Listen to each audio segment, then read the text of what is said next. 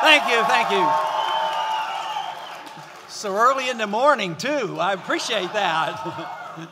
Thank you very much for coming, and I appreciate very much this opportunity to visit with you, to talk about families. Obviously, family values are very, very important. And as was mentioned in the introduction, I have delivered a few babies, and that does contribute to family life, let me tell you. But also, I'm from a rather large family. I have 4 brothers, but we have 5 children and 18 grandchildren and 5 great-grandchildren as well.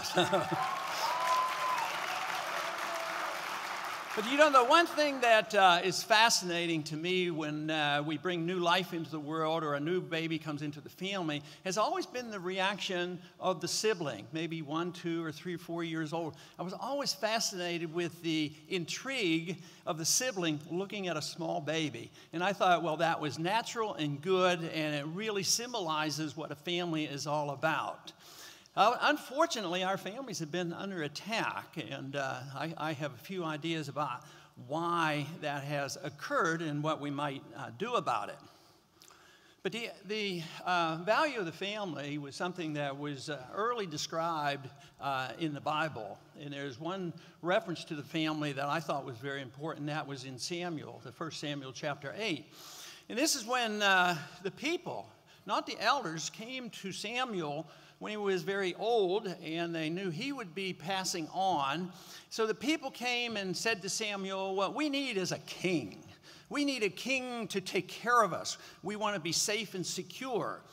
And Samuel, although he knew he wasn't going to be around long, he advised the people of Israel not to accept the king, because the king, he warned, would not be generous. It would undermine their liberties. There would be more wars. There would be more taxes. And besides, accepting the notion of a king would reject the notion that up until that time, since they had left Egypt, their true king was their God and the guidance from their God. But the governing body was the family, and they did not have kings, but they had judges, and that's what Samuel was.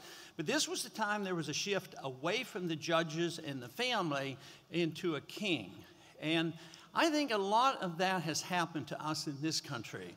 We have too often relied on our king in Washington, and we have to change that.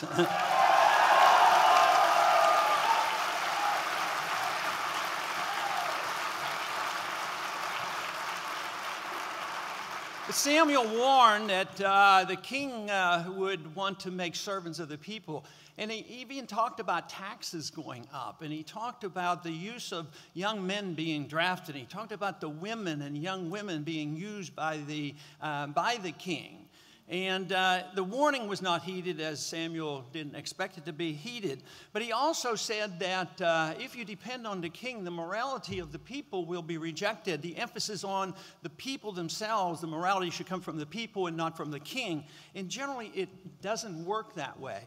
You know, morality of the people, or the lack of morality of the people, can be reflected in the law. But the law never can change the morality of the people. And that is very important.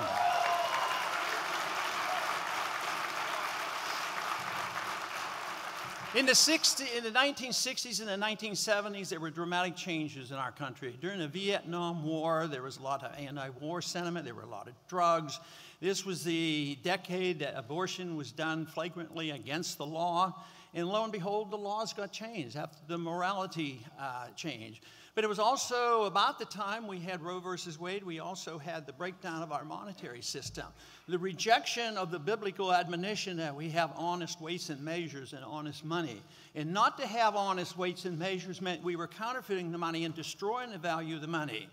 Which implies, even in biblical times, they weren't looking for a central bank that was going to counterfeit our currency.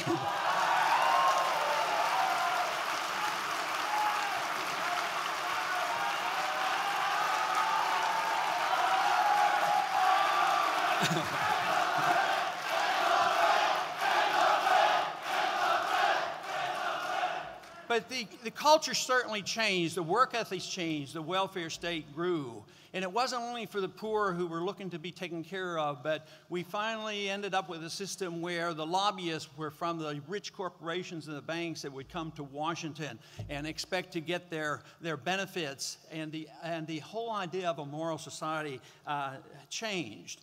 But you know, biblically, there's a lot of admonitions about what the family should be in charge of. Certainly, the 10 Commandments tell us something about honoring our parents and caring for them. It didn't say, work out a system where the government will take care of us from cradle to grave. No, it was an admonition for us to honor our parents and be responsible for them, not put them into a nursing home and say the federal government can take care of them. Besides, sometimes that leads to bankruptcies and the government can't do it anyway. So that responsibility really falls on us. In the Bible, in the Old Testament as well as the New Testament, Christ was recognized to be the Prince of Peace. He was never to be recognized as the promoter of war. And he even said, blessed are the peacemakers, for they shall be the children of God. He never said, blessed are the war makers. It was the peacemakers that we must honor and protect.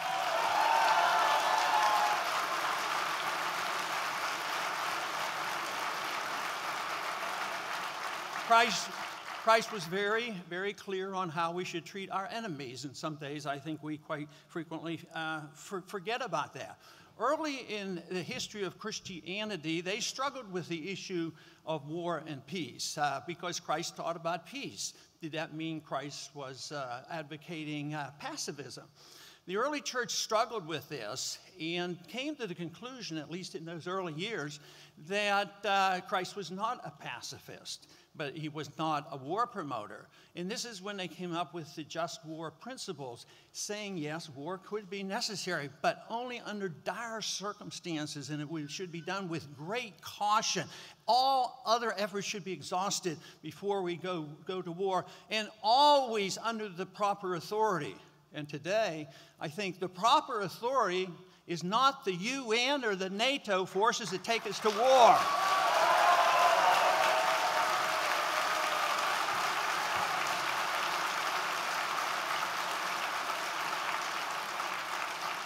We are taught in the New Testament about caring for the poor and caring for our families and our neighbors and friends.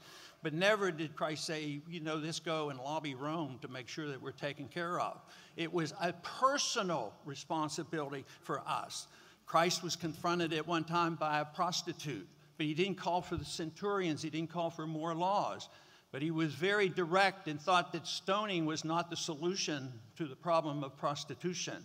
So do laws take care of these things, or do we need a better understanding of our Christian values and our moral principles? Life is most precious. I talk about life and liberty. I defend liberty to the nth degree, as long as people aren't hurting, killing each other, and stealing and robbing. But you cannot defend liberty unless you have a clear understanding of life. And believe me, as an experienced physician and knowing how to the responsibility of taking care of life from the earliest sign of life, I know legally and morally I have a responsibility to take care of 2 lives. And therefore, you cannot be a great defender of liberty if you do not defend and understand what life is all about and where it comes from.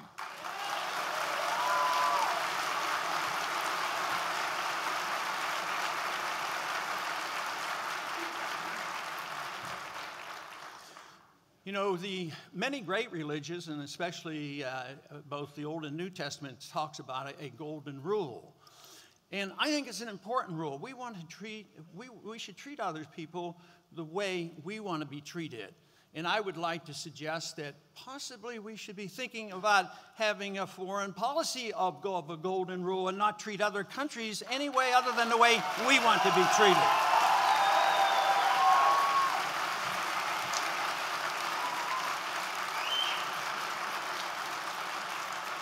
There were great dreams by Isaiah in the Old Testament about the time that would come when the swords would be bent into plowshares and spears into pruning forks.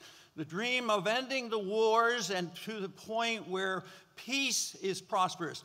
And I have come to a strong conviction that one of the most greatest threats to the family is war. It undermines the family.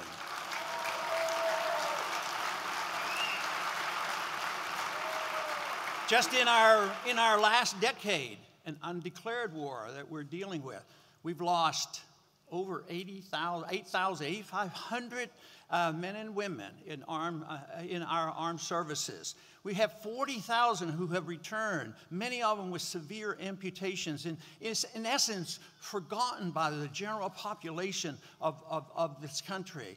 We have literally hundreds of thousands begging and pleading for help. I talked to a young man the other day, and he was telling me about losing all his buddies and his frustration with the war and not having a goal to winning the war and not knowing what it would end. And yet, his conclusion was, almost in tears, he said to me, he says, I lost my buddies over there, but now I'm losing many of them to suicide. And when you think of this, of what the consequences of war, the death and destruction, what does it do to the families? What does it do to the husbands and the wives and the mothers and the daughters who have to deal with these problems? So yes, it is very, very damaging. War costs a lot of money and causes a lot of poverty. Poverty and the economic crisis in this country is undermining the family. But $4 trillion of debt has been added in the last 10 years to fight a war that seems to have no end. Wars generally lead to inflation, the destruction of money. We don't honor the biblical principles of honest money. We invite this idea that we can spend endlessly and we can print the money, and literally it undermines the family and undermines the economic system. When you lose a job, it's harder to keep the family together. Divorce rates are very, very high among the military because these young men are being sent back 2 and 3 and 4 times. And there was one story told me to about a little boy. He was 10 years old, and his dad was getting ready to go back again. He was screaming, I hate you, Daddy. I hate you, Daddy, because he was leaving him. So this is why in the early church, they talked about being very careful about going into war. And also to be thinking about the admonition that peace is far superior to war. That should be our goal.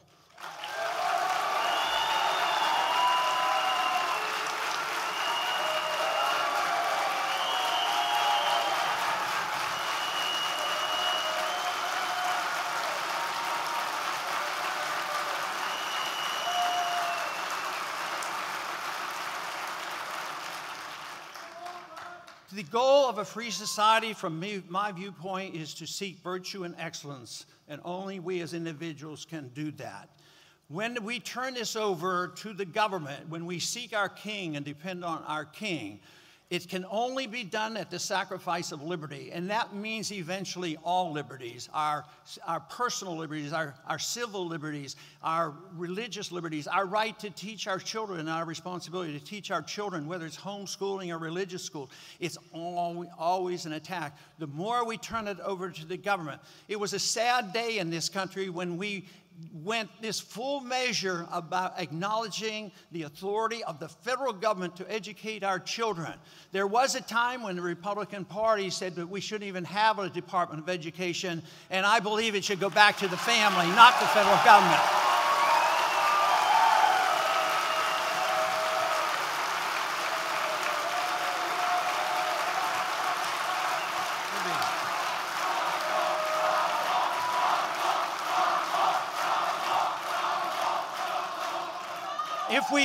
If we do not get our moral values from our government, which I think it's impossible to get it from them, where does it come from? First, it comes from us as individuals. We have the responsibility for dealing with our eternity and salvation, but we have our responsibility to ourselves to do the best we can with our own lives.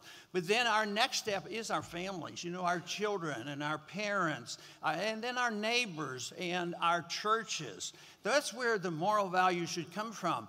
And quite frankly, that is where I think we have slipped. So you can pass all the laws that you want. You can fight more wars than ever. That's going to bring us peace and prosperity.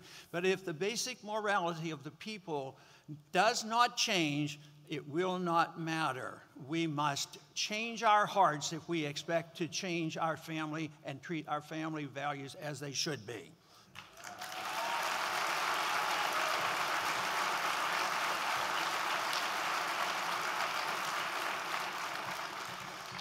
We have been blessed in this country by having the freest and the most prosperous. We've had a good constitution, far from perfect.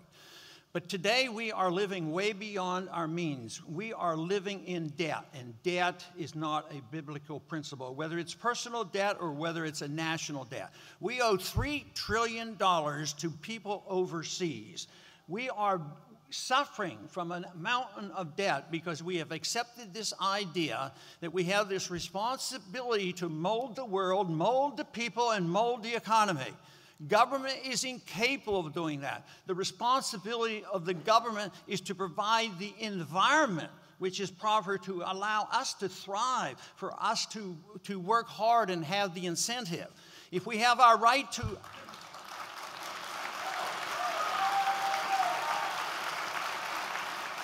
If we have a right to our life and our liberty, why is it that we don't fight for the right to keep the fruits of our labor?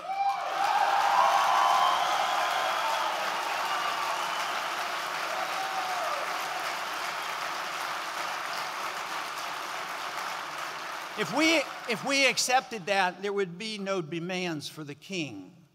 The people, the early Israelites, demanded the king to be taken care of. But we have too, and we have accepted this notion as a country and as a whole, that the king will take care of us.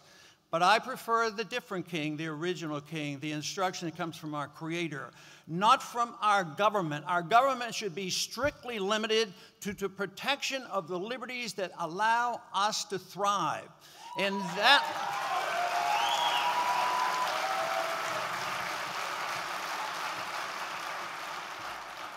And our liberties and our economy, they are under attack today. There is no doubt about it. So we will have to meet up and make these decisions. To me, the most important decision that we have to ask, just as they ask in biblical times as well as at the time of our founding of this country, what should the government be like? What should the role of government be? It isn't, where do you cut this penny or this penny and what do we do here and there and tinker around the edges?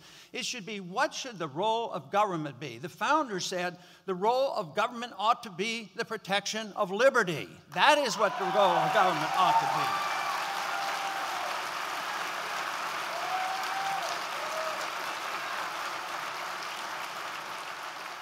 But the experiment is about to end unless we reverse this trend. I would say that we have gone downhill nearly for 100 years, especially for the last 10 and especially for the last 4 when we think of our economy. But the real challenge is, are we going to transition from the republic to the empire and to dictatorship? And there are so many signs that we are transforming into empire and dictatorship. And just think of the bearing down on our personal liberties today. Think about what happens when we go to the airports. Think about now you have no privacy whatsoever. Now the government can look into every single thing. So we are living in an age where government is way too big, and it's time this government act properly, and that is to protect our freedoms.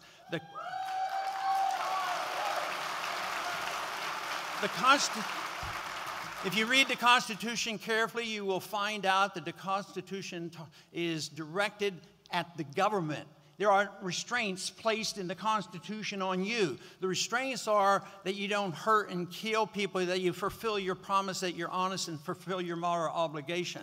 The restraints are placed on the federal government. So as long as we allow the federal government to grow and we don't obey those restraints, things will get worse. But the good news is, there's a whole generation of Americans right now rising up and saying, we were on the right track at one time. Let's get back on that track. Let's restore liberty to this country and prosperity and peace.